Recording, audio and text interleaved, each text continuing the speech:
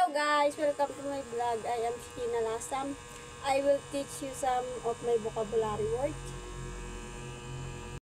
My first vocabulary is trustworthy, means honest. In sentence, someone who is trustworthy is reliable.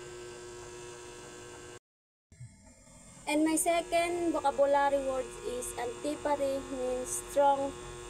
In sentence, it's a powerful feeling that can be rooted in reasons such as personal experience. And my number 3 vocabulary words is hilarious, means funny.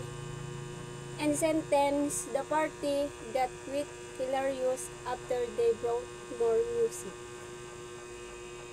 The fourth vocabulary word is amiable, means friendly. In the sentence, the new neighbor was very amiable.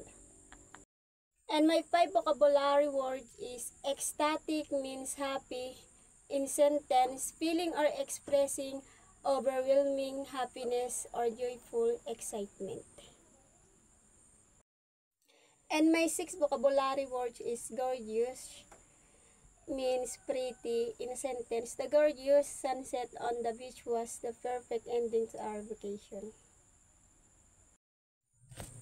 And my 7 vocabulary words is hideous, means ugly. In my sentence is extremely ugly, unpleasant, or scary. And my last vocabulary words is exhausted, means tired. In the sentence is she returned home exhausted from work. And that's all. Thank you for watching.